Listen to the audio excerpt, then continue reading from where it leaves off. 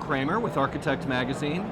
We're here today at the 2015 AIA Annual Convention in Atlanta, and I'm talking to Mike Armstrong, the CEO of NCARB. Hi, Mike. Hi, how are you? Thanks for taking time to join us. Thank you. So this is a pretty big event for NCARB. You have some important research that's being rolled out. Correct. And some big announcements as well. Correct. Yes, I think the first thing we want to explain to everybody is that despite some of the doom and gloom we've heard recently in the last few years, the profession is on an upward arc, as is the pipeline into the profession. We saw a 17% increase this year in people taking the exam. Wow. We've seen a 4% increase in people enrolling in the IDP, 10,000 new people enrolling in IDP this year.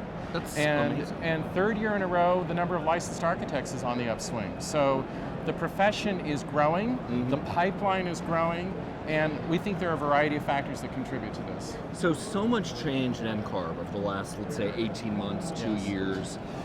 So many of them focused around, as you said, streamlining the path to licensure, which has been remarkable. What are some of the other adjustments that have been made or are being implemented to that path to licensure that you've reported? So we really have been focusing a lot in the past several years on the emerging professional community, those that are either in internship or taking the exam.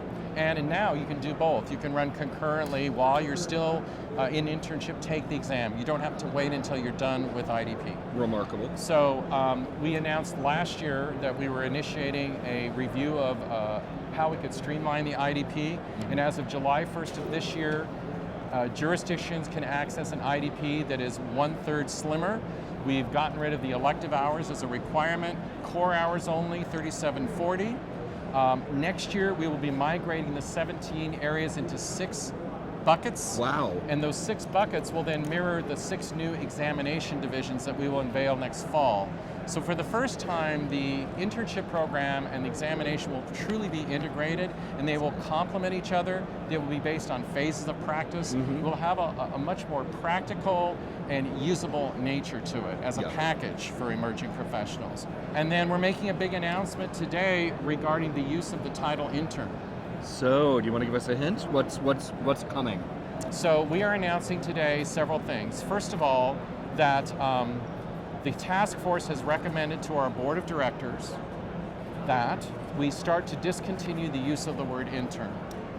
Big news. That the word intern does not need to be contained in regulatory language. The task force is instead recommending that there is no title unless you are a licensed architect.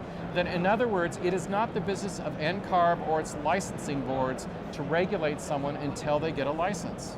Fascinating. Anything before licensure is not our conversation. Our obligation is to protect the public, and we believe the use of the word architect should be isolated to someone who's gone through the licensure process and received a license. So that is truly the distinction then, the line in the sand is really the use of the word architect. Anything else is fair. Exactly. I think those that have been arguing for a change will be excited that we will be advocating sunsetting the use of the word intern. But there are some that are going to wish that we would have given a new title, which we're not.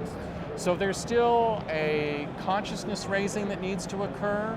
There's a conversation that needs to ensue, and there's going to be more debate. I think emerging professionals really will begin to see the benefit of all the work that NCARB has been doing to make itself accessible, to streamline process.